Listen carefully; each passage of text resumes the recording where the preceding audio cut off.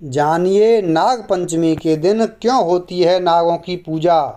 नाग पंचमी की दो प्रचलित कथाएं। एक राजा के 7 पुत्र थे।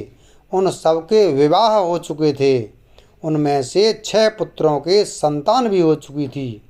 सबसे छोटे पुत्र के अब तक कोई संतान नहीं हुई। जिठानियाँ बाँझ कहकर बहुत ताने देती थीं।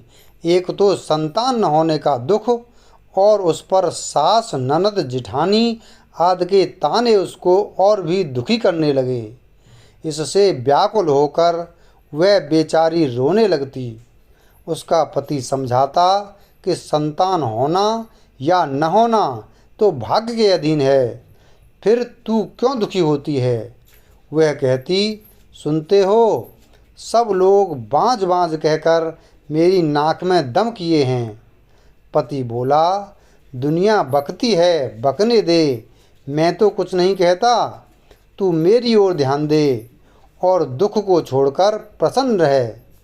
पति की बात सुनकर उसे कुछ सांत्वना मिलती, परंतु फिर वह कोई ताने देता तो रोने लगती थी। इस प्रकार एक दिन नाग पंचमी आ गई। चौथ की रात को उसे स्वप्न में 5 नाग दिखाई दिए।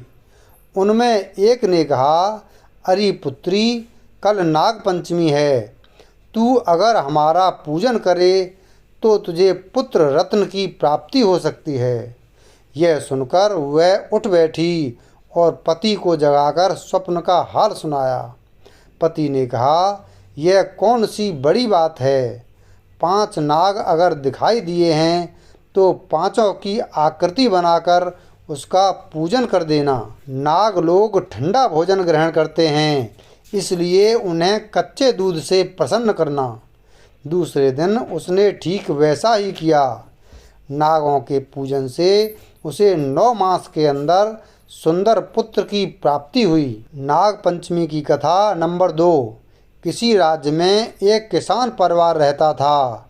किसान के 2 पुत्र व 1 पुत्री थी। एक दिन हल जोतते समय हल से नाग के 3 बच्चे कुचलकर मर गए।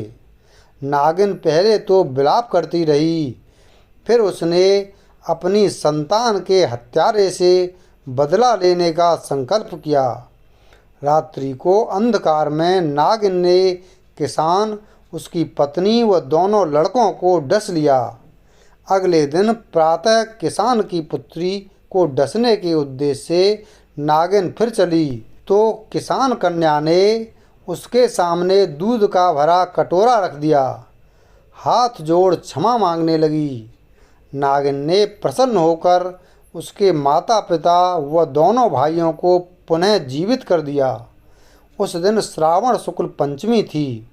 तब से आज तक नागों के कोप से बचने के लिए इस दिन नागों की पूजा की जाती है।